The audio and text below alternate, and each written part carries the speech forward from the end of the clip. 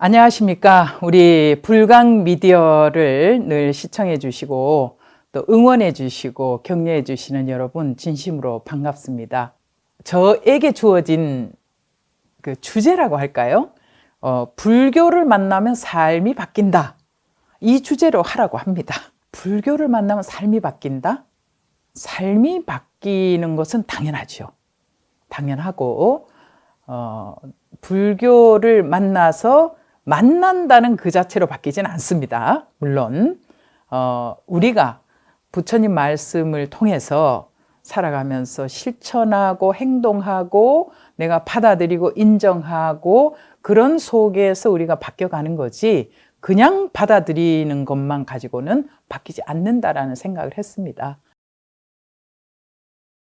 자, 그러면 부처님 당시 때를 제가 한번 생각을 해보게 됐어요. 부처님 당시 때 어떤 분들이 과연 부처님을 만나서 삶이 바뀌어가고 그 업이 바뀌어갔을까 생각을 해보니까요, 정말 많은 분들이 부처님을 만나는 대로, 만나는 사람마다 부처님은 유정무정, 이 인천의 스승이잖아요. 유정무정을 통해서 다 바뀌어가는 거예요. 북인도의 대표적인 도시, 상업도시였죠. 그때 그 왓지국이라는 그 나라가 있었는데, 그 왓지국의 외살리라는 지역이 있었어요. 그 지역에 그 암바팔리라는 여성이 있었을 거예요. 근데 이 여성은 그 당시에 그 전역을 통틀어서 가장 아름다웠다고 해요.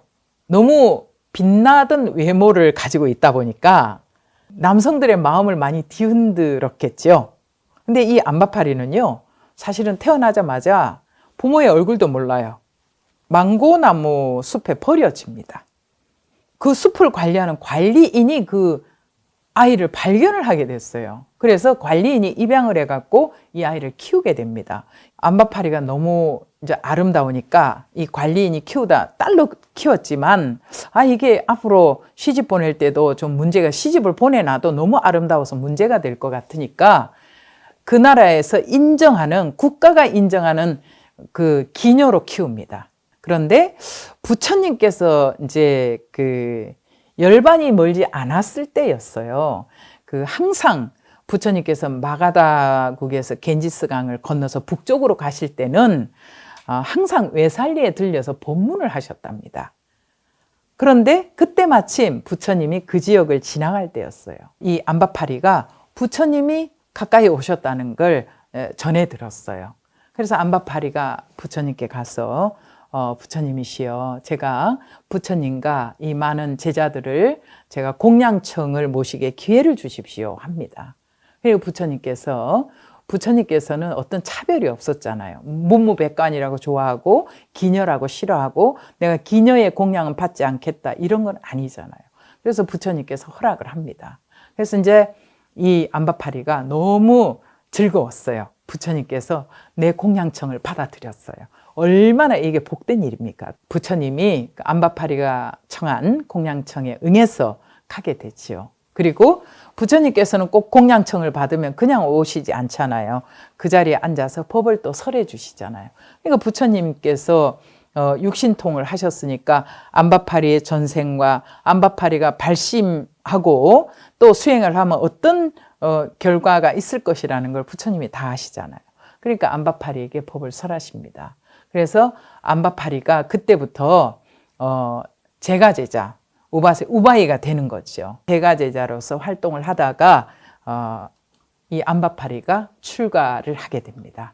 출가를 해서 비구니가 되어서, 테라가다의 책에 보면은요, 이 암바팔리가 너무나 아름다웠던 이 미모가 세월 앞에서는 장사 없다라는 말을 하잖아요.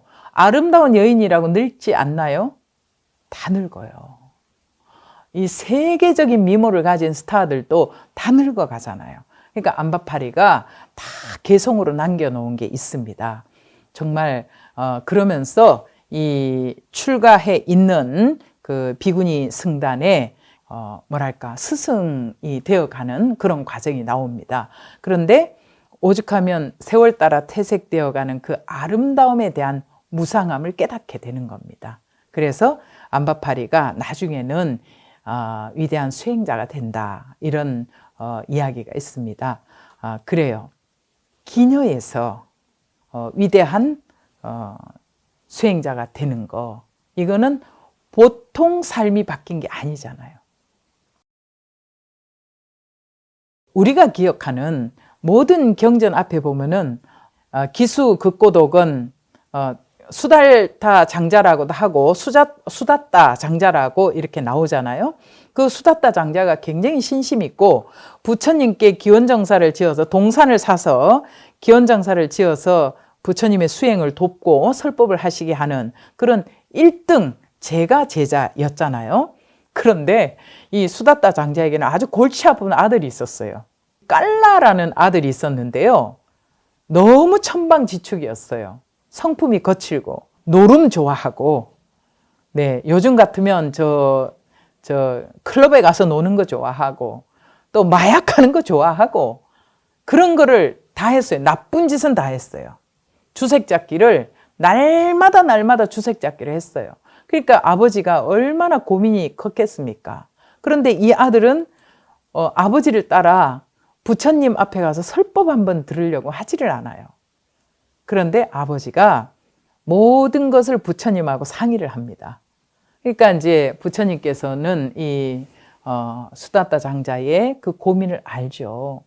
그런데 이 수다따 장자가 어느 날 나는 부처님을 만나서 법을 듣고 이렇게 정말 극락정토가 따로 없는데 우리 깔라 저 아들내미 저 천방지축 저 아들은 도대체 어떻게 해야 부처님 법을 듣게 할 것인가 고민을 합니다.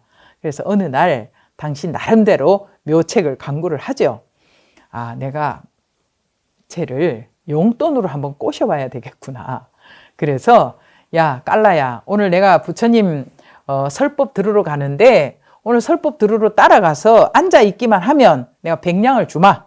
그러니까 깔라는 그 용돈 받아갖고 또 노름하러 가야 되잖아요. 그러니까 아버지를 따라갑니다.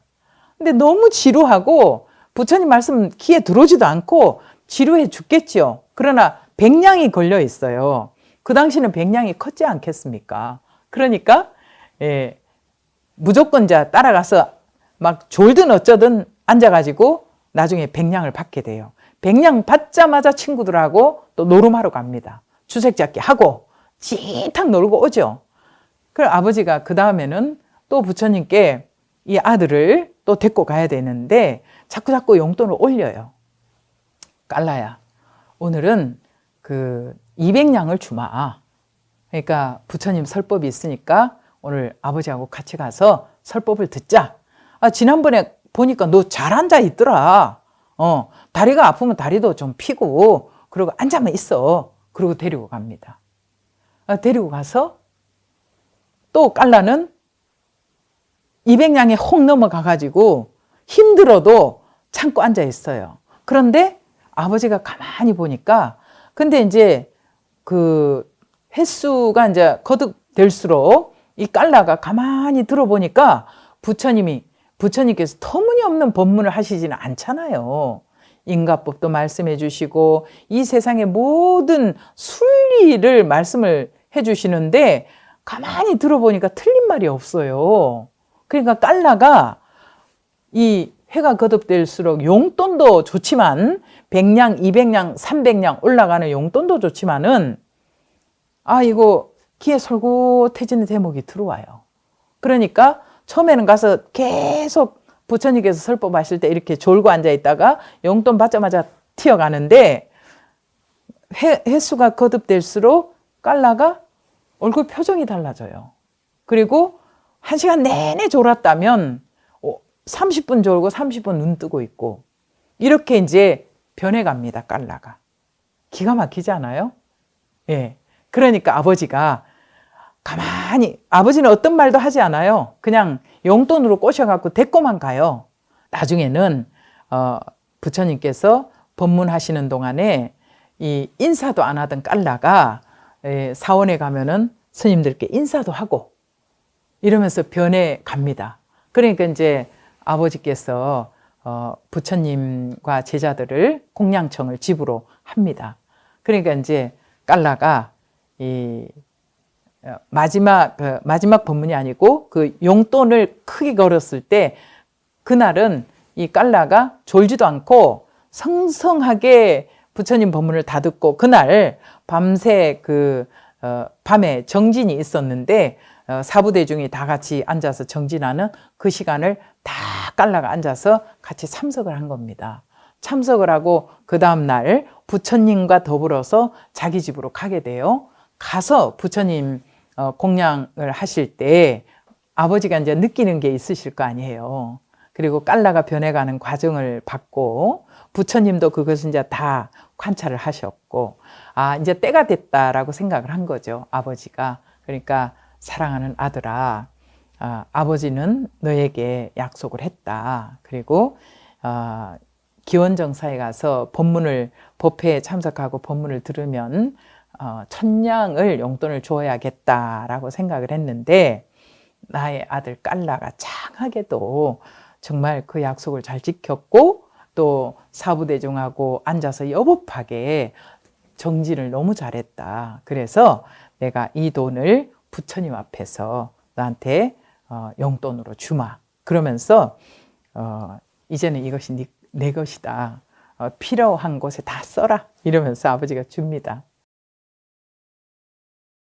이제 우리 불자들을 많이 보면 주로 우리 한국 불교를 여성 불교라고 약간 폄하하듯이 말하는 부분이 있는데 경제 활동의 구조를 보면 집에 가장이 밖에 나가서 가족을 부양해야 되는 그런 의무를 지고 돈을 벌어야 되고 재화를 마련을 해야 되고 여성들은 집에서 가정에서 집안일하고 아이들 키우고 육아를 담당하고 이런 게 약간은 분리된 듯 합니다. 요즘은 이제 많이 달라졌지만 요즘은 이제 부부가 다 나가서 맞벌이를 하게 되는데 예전에는 그랬어요. 그러다 보니까 절에 와서 기도하고 법문 듣고 하는 분들은 대부분 여성이었어요.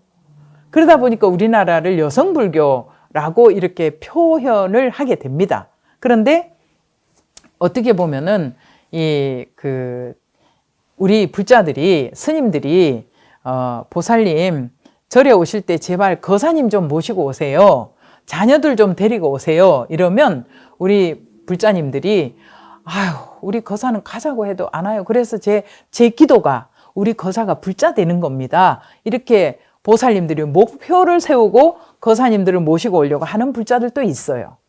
그러다 보면 어떤 불자는 이런 경우가 있더라고요. 처음에는 우리 거사님들이 어머니든 아내든 차만 태워갖고 와. 그리고 저기 마당에 와서 딱 내려놓고 법당에 와서 절대 절 안 해요. 우리 거사님들이 법당에 와서 절하면 뭐가 남성이 여성 되는 줄 아나 봐. 바로 가십니다. 어머니 모시고 온 분도 마찬가지입니다. 어머니 제가 다시 모시러 올게요 하고 그냥 꽁지 빠지게 도망가셔요. 그러던 분이 우리 정말 정성이 지극한 보살님 보니까요. 보살님 몰래 거사님이 들어와서 절을 해요. 그리고 나중에는 같이 들어와요. 요 앞에 와서 반배하고 가던 분이 드디어 법당문을 열고 들어오는 경우가 있어요. 그런 경우가 있는가 하면 또 어떤 불자님은 돌아가실 때까지 내 소원을 안 들어주더라. 이렇게 말하는 불자님도 있고 또 자녀들을 왜 못 데리고 옵니까? 하면은 스님 저는 그렇게 법문을 듣는데도 말재주가 없어서 우리 자녀들을 설득을 못 하겠어요. 이렇게 말씀하세요. 불교는 절대 어려운 게 아닌데 왜 그럴까? 불교를 전달하는 우리 스님들에게도 문제가 있지 않은가? 저는 그 생각도 해보게 됩니다. 그 책임을 우리가 같이 책임을 져야 되잖아요. 그래서 자녀들 데리고 왔고 무조건 나한테 맡기라고 그래요. 저는 저한테 데리고 오면 내가 데리고 앉아 차를 마시든 커피를 마시든 뭘 하든 간에 내가 그 자녀들이 절에 한 번 오고 두 번 올 수 있도록 내가 만들겠다. 이렇게 말하는데 아직도 그걸 못하는 우리 불자 가정이 너무 많다는 게 너무 저는 책임감을 느끼게 됩니다. 그런데 이 당시에 이 수다타 장자는 물론 깔라 아들내미를 용돈으로 유혹을 해서 데리고 갔지만 그 깔라가 불자로 변해가고 부처님 말씀을 듣게 하는 거는 부처님이었어요. 아버지는 돈으로 유인을 했고, 네. 그래서 이 깔라의 어떤 그 근기를 부처님이 잘 아시고 깔라가 마음이 변할 수 있도록 법문을 하셔서 깔라가 이 불자가 되어 가는 과정을 이렇게 보게 되었어요. 그래서 이 대목에서 저는 불교를 만나면 삶이 바뀐다. 삶이 바뀌는데도 불구하고 안 오는 건 뭡니까? 지금 이 강연을 들으시는 여러분 중에 혹시 아직도 자녀를 불자로 부처님 앞으로 인도를 하지 못하셨다면 3초만 생각하십시오. 왜 못했을까? 우리 부처님께서는 부처님 당시에 전도 선언을 하셨잖아요. 제자들이 법을 전하러 떠날 때 3명이 떠날 때 한 길로 다 가지 말라고 했잖아요. 다 다른 길로 가라. 그거는 왜 이겠습니까? 더 많은 지역에 가서 더 많은 사람들에게 법을 전하라고 한 거 아니겠어요? 근데 우리는 스님들께서 목이 아프도록 부처님 말씀을 전해줘도 여러분들 스스로만 뚝딱 따먹고 그냥 일주문 나가면 그만이야. 집에 가서 가족들에게도 전하지를 않아요. 그래서 되겠습니까? 그래서 내 주변의 사람들의 삶이 바뀌겠냐고요. 절대 안 바뀝니다. 여러분이 불교를 만나서 정말 이 부분이 나는 부처님 제자라서 너무 좋아 라고 생각이 되시면 가까운 내 가족부터, 가까운 내 이웃부터, 내 직장 동료부터 불자가 되도록 여러분들은 최선을 다해서 사명감을 갖고 모시고 와야 됩니다. 제가 간절하게 지금 말씀드리고 싶은 거예요. 정말 다른 사람에게 피해를 주지 않는 방법이라면 우리도 여러 가지 방법을 써봐야 되지 않을까. 여러분, 제가 3초만 생각하라고 했죠? 네, 생각하시고 내 가족부터 부처님 품 안으로 인도하는 거 여러분 꼭 하시기 바랍니다. 간절하게 이 시간을 통해서 부탁드리고 싶고, 물론 저도 그렇게 해야 되지만 여러분들이 함께 하시자고 제안하고 싶습니다. 자, 그리고 이제 수다타 장자의 깔라 아들내미, 골치 아픈 아들내미 깔라 장자, 깔라 아들 이 이야기를 말씀을 해드렸는데, 근데 수다타 장자 며느리도 문제였어요. 며느리가 수자타라는 며느리, 이제 아들이 그러다 보니까 장성해서 이 며느리 볼 때가 됐어요. 근데 수다타 장자가 그 당시에 뭐 현 시대의 LG그룹, 삼성그룹 그 회장님들처럼 그 당시에는 최고가는 갑부였어요. 그러니까 아들 배필을 찾음에 있어서도 가장 좋은 집안에, 가문에 부와 명예를 다 갖춘 그런 배필을 찾으려고 애썼겠지요. 그래서 찾은 그 며느리가 수자타였어요. 그 수자타하고 결혼시켰어요. 결혼시켰는데 이 수자타는 어렸을 때부터 집안에 돈도 많고 아버지가 명예도 있고 그 지역에서 권력도 있고 하다 보니까 너무 자기밖에 모르는 딸로 성장을 했어요. 성장을 하다 보니까 시집을 왔는데 뭐 시아버지를 모시고 시어머니를 모시고 이런 건 전혀 없었어요. 자기 밥도 챙겨 먹을 줄 모르는 며느리. 수다타 장자 아내가 굉장히 후회를 해요. 내가 정말 외모만 보고 며느리를 간택을 했구나.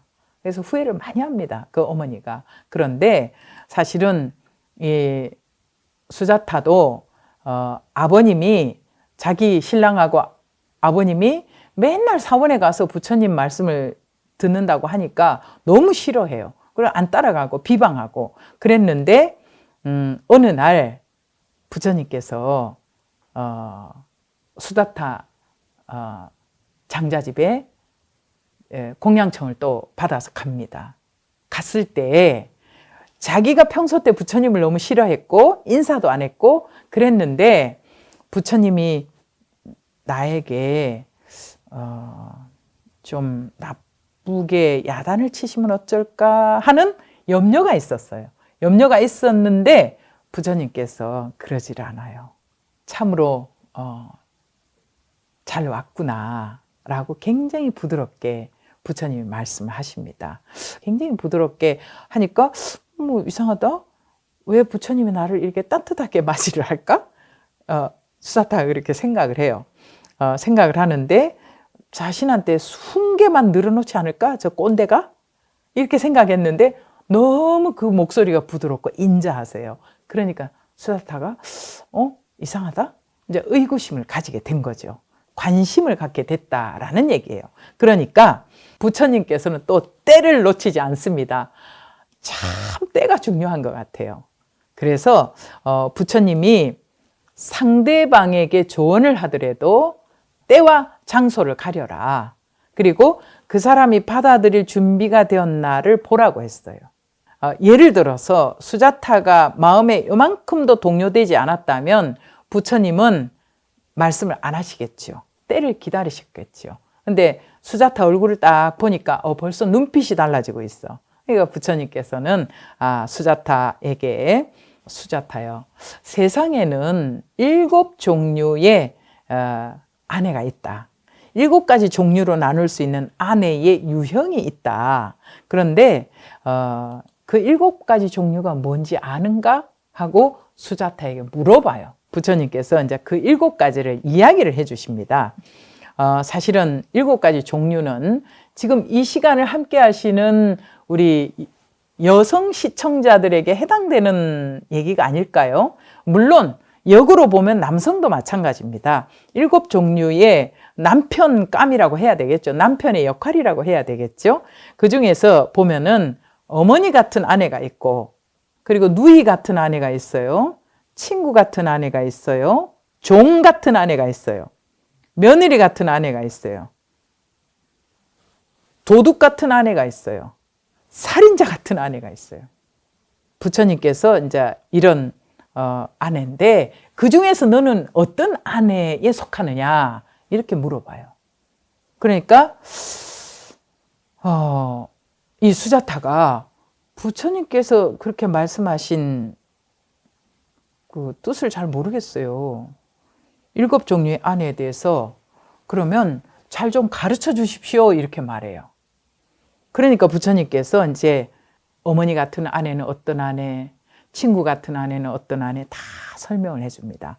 설명을 해주고 제가 시간이 길지 않으니까 다 설명을 드릴 수는 없겠지만 여러분들이 이제 대충 아시겠잖아요. 어머니 같은 아내란 어떤 아내겠습니까? 어머니라는 존재는 아들이 어떤 것을 하더라도 다 품어 안을 수 있는 넓은 가슴을 갖고 넓은 사랑, 자비를 갖고 있는 분이 어머니예요. 그런 아내도 있고 또 때로는 티각태각하지만은 늘 의지하고 기댈 수 있는 친구 같은 아내도 있고 며느리 같은 아내? 예, 있을 거 아니에요. 뭐 시부모님 말씀 또 잘 들어드리고 또 뭐랄까 그 남편 존중하고 또 가정을 잘 이끌어 가려고 노력하는 그런 며느리 같은 아내. 좋은 아내도 있을 거예요. 그리고 나머지 3개가 좀 좋지 않은 아내잖아요. 부처님께서 다 이제 설명을 해줍니다. 그러니까 그 설명해주는 부처님 목소리가 너무 부드럽고 자상하니까 사람들이 다 빠져들어요. 빠져드니까 이 수자타도 부처님 목소리에 빠져가지고 정말 이 마음이 확 열리는 거예요. 그러면서 자기가 내가 그동안에 이 수자타는 어떻게 보면은 남편을 남편같이 대하지도 않고 시부모를 시부모처럼 모시지도 않았어요. 그러니까 얼마나 죄송했겠습니까? 그러니까 그 자리에서 이 수자타가 엄청 반성을 하고 참회를 합니다. 그리고 이제 이 수자타도 우바이가 되는 거예요. 우바이가 되고 나중에는 제가불자 5개도 받고 5개를 받으면서 이 수자타가 그 승단의 뒷바라지를 굉장히 많이 하게 되는 그런 이제 변화가 생깁니다. 주말이면 이 마당이 터져 나갈 정도로 이 산에 오시는 분들이 많아요. 불교를 조금 친불교적이다고 하면은 이쪽을 바라보고 합장이라도 합니다. 그런데 그렇지 않은 젊은이들, 애기 데리고 와서 마당에서 뛰어놀고 축구하고 다 하면서도 이 도량에 쓰레기 버리고 가죠. 컵라면 갖고 와서 먹고 버리고 가죠. 그러면서 내려가서 그렇게 하면 안 됩니다 하면은 마치 스님이 그렇게 하는 게 오히려 이상한 거예요. 그렇게 하시면 안 됩니다. 이렇게 하면 저희들이 주차장을 협조를 할 수가 없다. 그러니까 잘 이용을 해달라 하면은 다 이렇게 쳐다봅니다.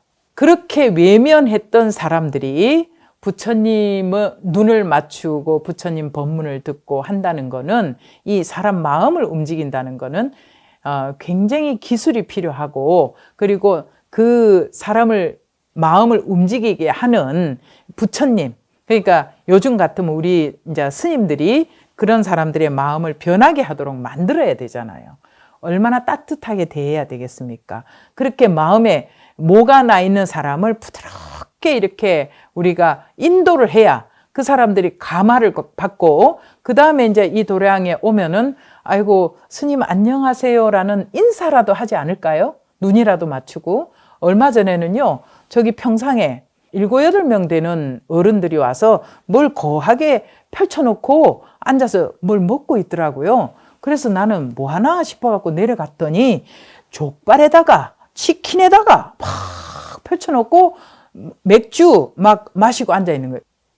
그래서 제가 너무나 기가 막혀서 가서, 그 남자분들이 한 2, 3가족 되는 것 같아요.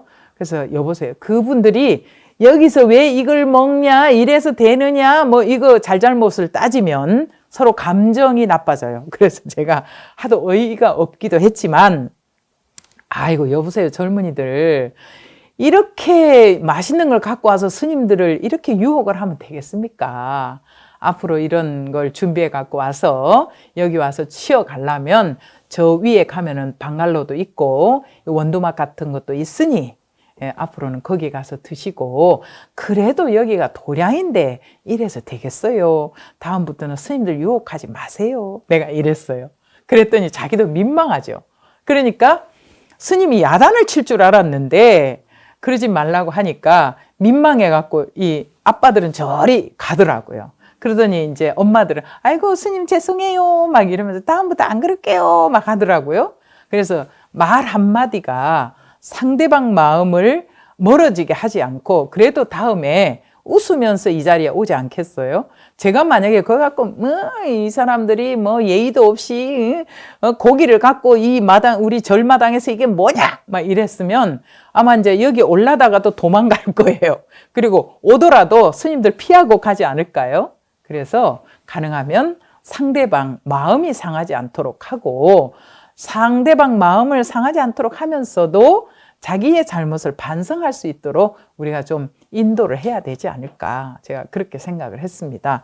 내가 이 수자타도 부처님을 그렇게 외면하고, 마치 부처님은 자기의 미모, 자기의 그 잘난 부분을 정말 똥자루라고 법문을 할 정도니까 무시하고, 이런 분을 내가 어떻게 존중하냐 이랬던 수자타도 귀의를 하고 정말 청신녀로서 너무나 승단을 위해서 봉사했던 그런 제가 불자였죠.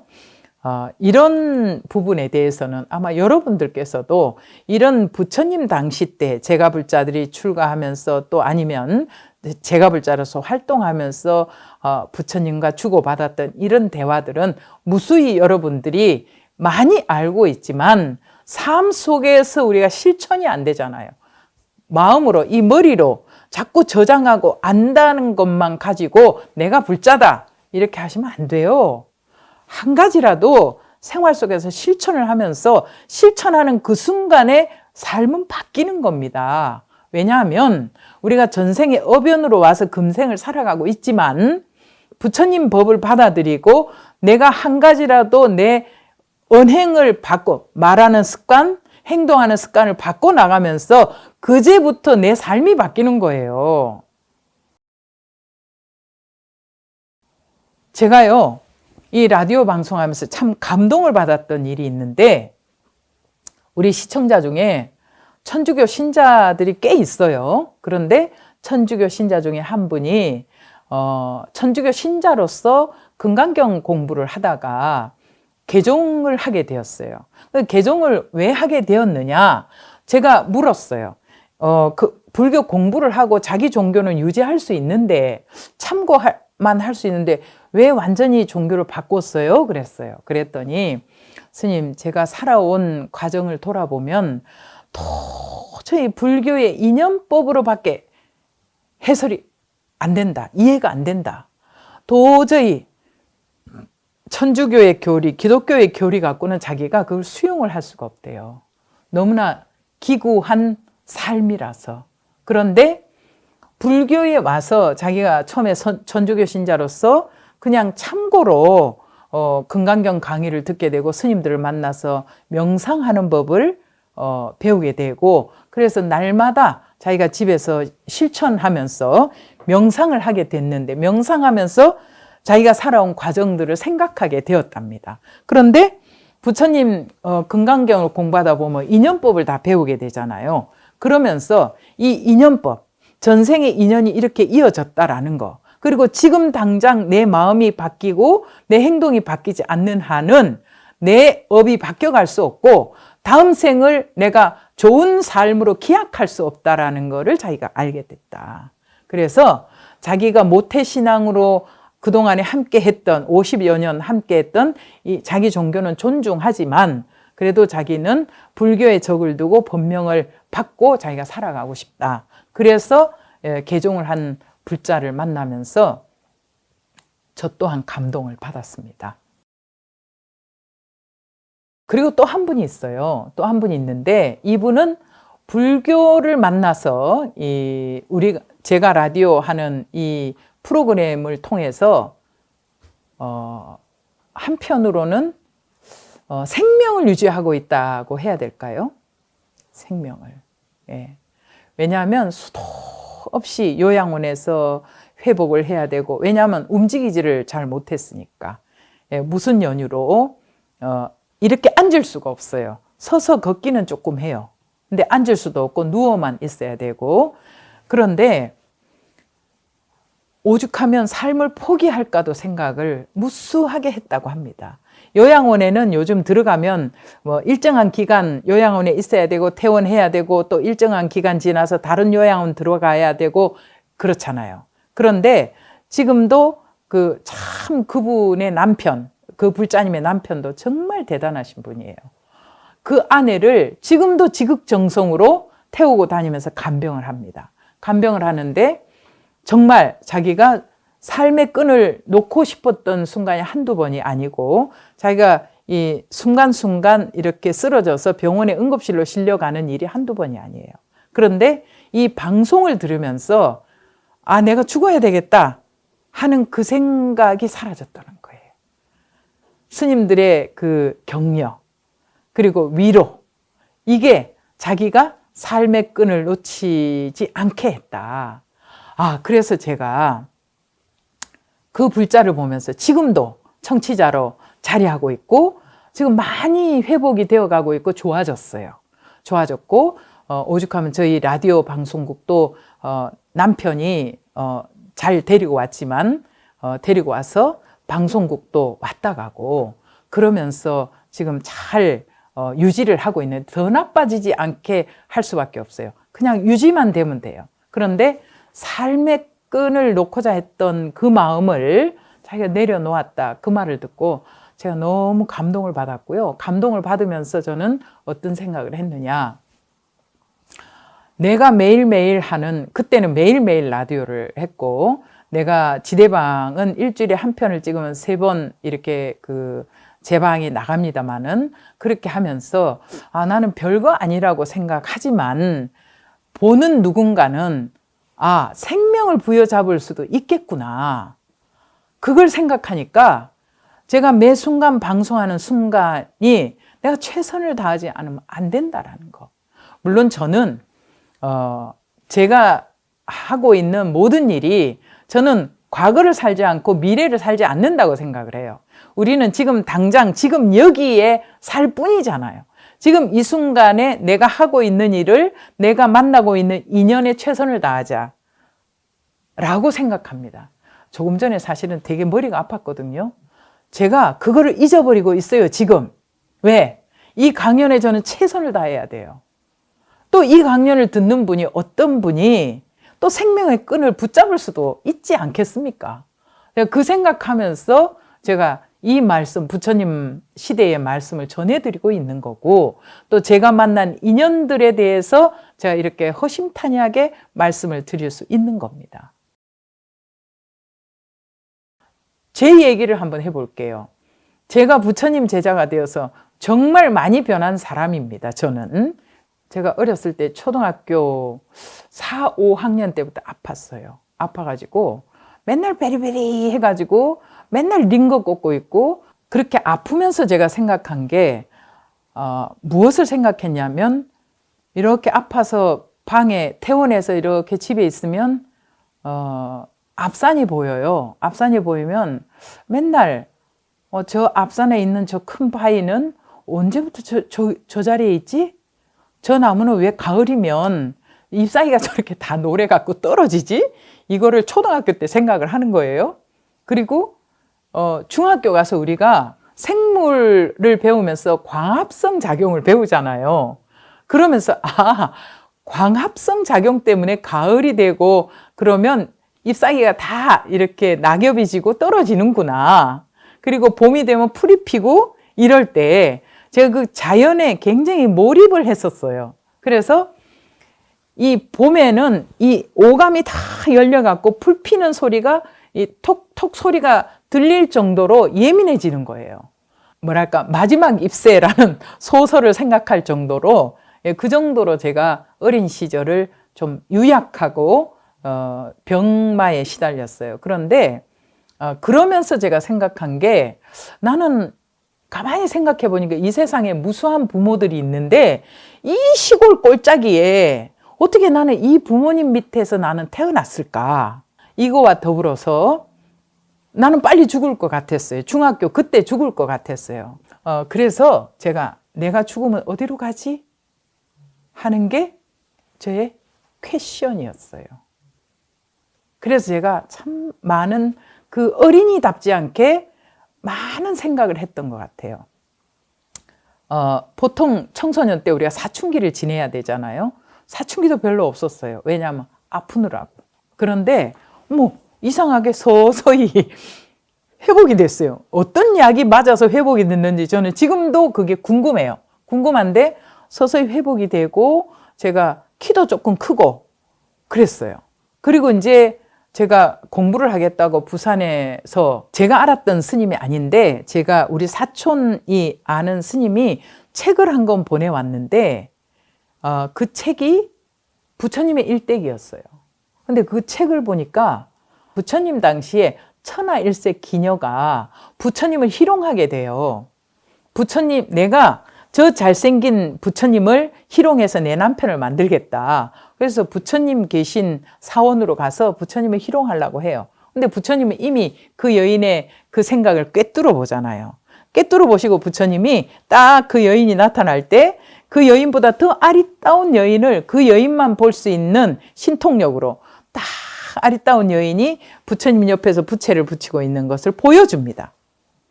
보여주니까 이 여인이 나보다 더 이쁘네. 나보다 더 이쁜 여인이 있었네. 그런데 그 아리따운 여인이, 부처님께 부채를 이렇게 붙이고 있던 그 아리따운 여인이 늙고 병들고 죽어가는 과정을 그 여인만 볼 수 있도록 부처님이 보여주십니다. 그때 이 육신의 무상함을 깨닫고 출가를 하게 돼요. 그 대목을 제가 읽었어요. 읽으면서 제가 어떤 생각을 했냐면, 왜 우리나라 여성들은 20 서너 살만 되면 시집을 가야 되지? 그때는 이제 제가 그 나이가 안 됐으니까, 나도 그 나이가 되면 시집을 가야 되는 거 아닌가? 우리 아버지가 시집가라 할 텐데? 근데 나는 이런 삶도 있는데 나는 가기 싫은데 가야 되는 거 아닌가? 그런 생각을 하게 됐고, 제가 이제 그 책을 보내주신 스님을 정말 1년 동안 제가 고민을 했습니다. 이 스님을 한번 찾아뵈어야 되겠다라고 생각하고 1년 동안 제가 무엇을 했냐면, 스님을 뵈러 가는데 합장할 줄을 모르면 안 되잖아요. 그래서 제가 거울 보고 합장을 익혔어요. 거울을 보고 삼배하는 법을 익혔습니다. 삼배하는 법을 익히고 스님들께 성불하십시오라고 말하면서 안녕하십니까 하고 인사하는 게 아니고, 스님들께는 성불하십시오 하고 인사하는 것이라는 것을 그때 그 책을 통해서 제가 알았어요. 불교 서적을 그때 많이 읽었어요. 많이 읽으면서 제가 그 스님을 이제 찾아뵈러 갔는데, 정말 그 스님을 딱 보는 순간 제 마음이, 스님들이, 수행자들이 쫙 그 법당을, 가사장삼을, 제가 지금 오늘 가사장삼 이렇게 수하고 있습니다마는, 가사장삼을 탁 수하고 기러기처럼 탁 줄지어서 법당으로 가시는데, 거기가 송강사였어요. 법당으로 가시는데 눈이 번쩍 뜨였어요. 마음이 시원해졌어요. 선객 스님들이 나가시고, 이제 나중에 생각해 보니까 그게 사시예불 가는 거였어요. 근데 오전에 이제 정진을 마치고 죽비 놓으시고 나오시는데 너무나 가슴이 시원했어요. 그래서 또 이제 스님 나오시길래 누구누구 스님을 찾아왔습니다 하니까 조금만 기다리면 나올 거다. 그래서 이제 기다렸는데 스님이 나오셨어요.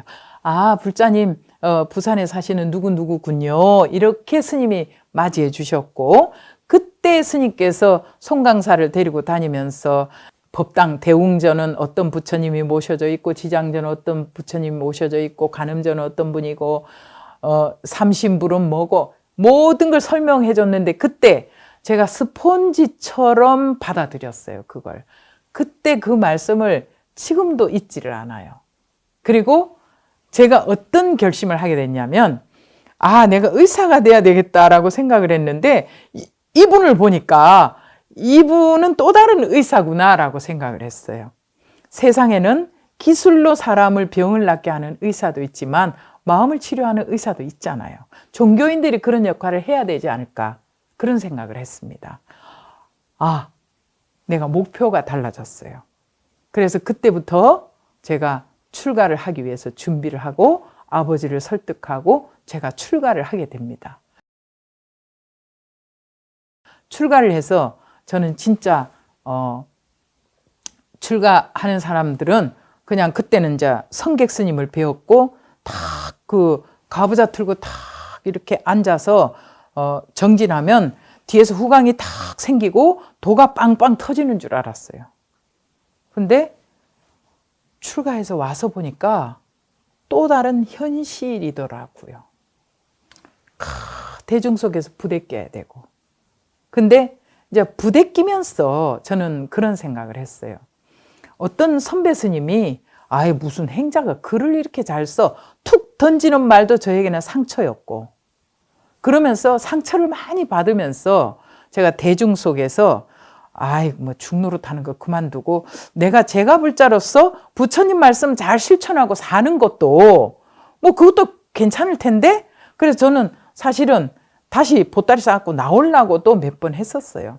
제가 그냥 지금 여기까지 온 게 아닙니다. 무수한 갈등이 있었어요. 스님들은 정말 가면은 정말 똥오줌도 안 누는 줄 알고 갔었어요. 근데 이거는 또 다른 현실이었고, 정말 세상에 타협 안 되는 사람들이 이렇게 왔구나 하는 생각도 했습니다. 그래서 어른 스님께서, 저는 그 어른을 아직도 마음의 스승으로 제가 품고 있습니다. 제가 너무 이제 이렇게 행자하고 또 수계를 하고 이제 세중이 너무 애가 마음 아파하고 고민하는 게 보였던 모양이에요. 제자들이 하는 거를 부처님이 다 알아보시듯이 우리가 산을 올라가다 보면 어느 정도까지 800m 올라가면 800m 선에서 세상을 바라볼 수 있는, 산 아래를 바라볼 수 있는 넓이가 있잖아요. 또 1000m 올라가면 1000m에서 바라볼 수 있는 게 보이잖아요. 그리고 산 꼭대기 올라가면 산 아래를 다 굽어볼 수 있잖아요. 어른 스님들이 그렇다라고 나는 생각을 해요. 어느 정도 마음에 크고 작은 깨달음이 있는 어르신들은 다 밑에 있는 스님들 마음이 다 보이는 것 같았어요.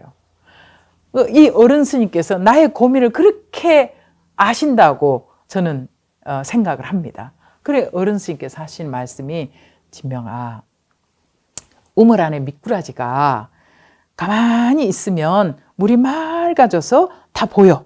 근데 그 미꾸라지가 꿈틀꿈틀하면 이 물이 흐려져 가지고 그 물이 맑아지지가 않아. 그러니까 네 마음이 지금 무엇 때문에 불편한지 알겠는데, 그렇다고 해서 네가 움직여서 다른 데로 간들, 네 마음이 거기 가서 네 마음이 바뀌지 않으면 거기 가서도 네 삶은 바뀌지가 않아. 지금 여기에서 네 상황을 받아들이고 네가 이것을 참고 인내하고 나아갈 때 네 삶은 바뀔 것이야. 그러셨어요. 근데 그 말씀이 탁 와닿았어요. 근데 정말로 그 말씀을 듣는 순간 어떠한 것도 제가 참아내야 되는구나. 그리고 이제 운문사 강원을 가게 됐습니다. 운문사 강원을 가서 제가 거기에서 정말 이리 부대끼고 저리 부대끼면서 제 안에 있는 성품 중에 뭐가 나 있던 게 잘 다듬어지는 것을 느꼈어요. 그리고 어느 날 우리가 이제 출가하는 스님들이 다 공감하는 부분이지 않을까 하는 생각이 드는데요. 우리 처음에 출가하면 낱낱이 한문을 가르쳐 주지 않고 연부를 다 익히라고 해요. 무조건 외우라고 합니다. 그런데 나중에는 이제 한문을 익히면서 이 문장이 어떤 거구나. 서건동진 급아해동 예불문에 나오잖아요. 역대전등 제대조사 천하종사 일체 미진수 제대선지식 치신기명례 하잖아요.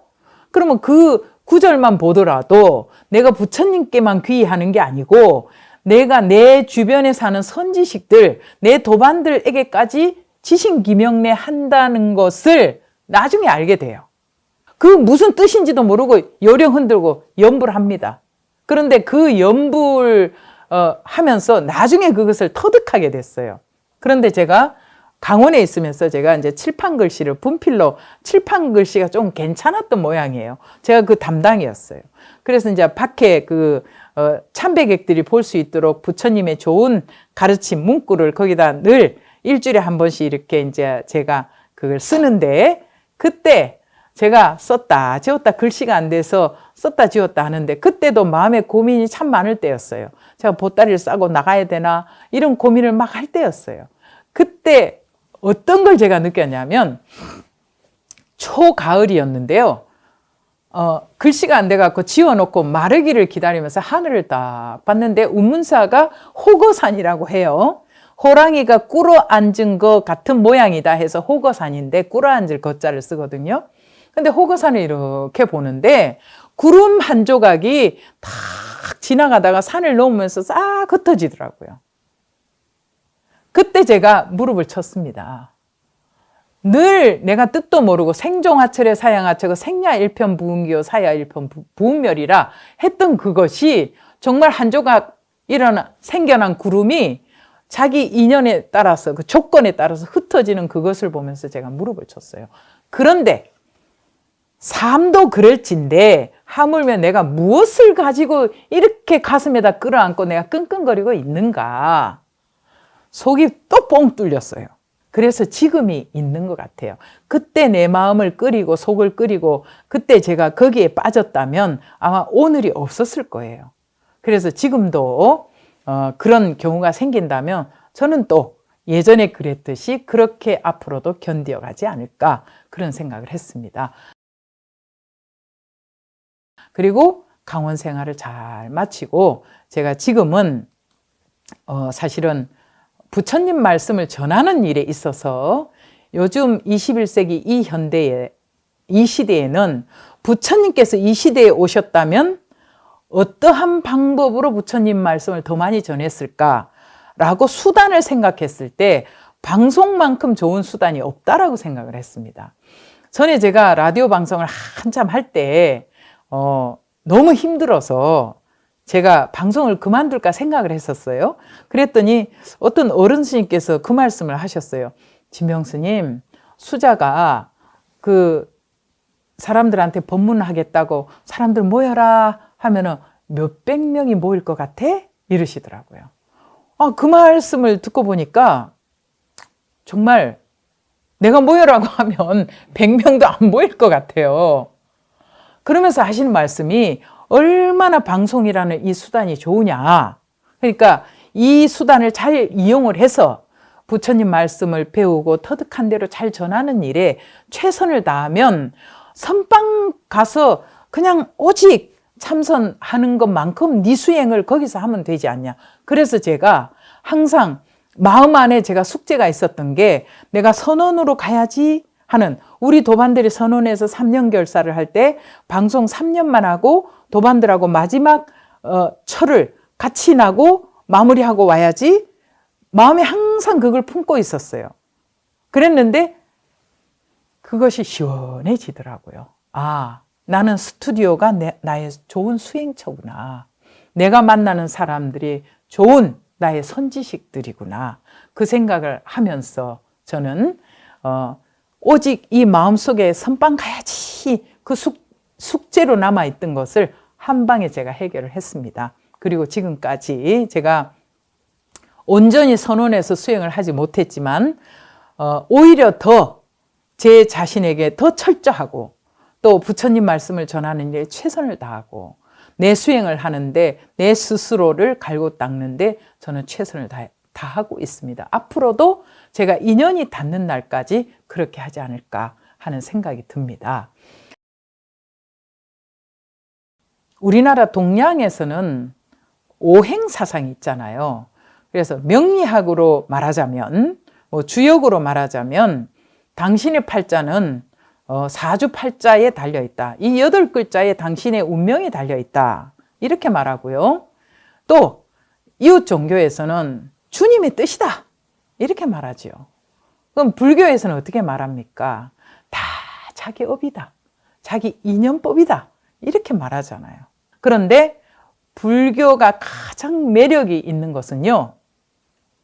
이웃 종교는 타력신앙입니다. 오직 그분의 뜻입니다. 그런데 불교는 자력신앙입니다. 자력신앙이라는 것은 뭐냐? 자기가 다 바꿀 수 있다는 거예요.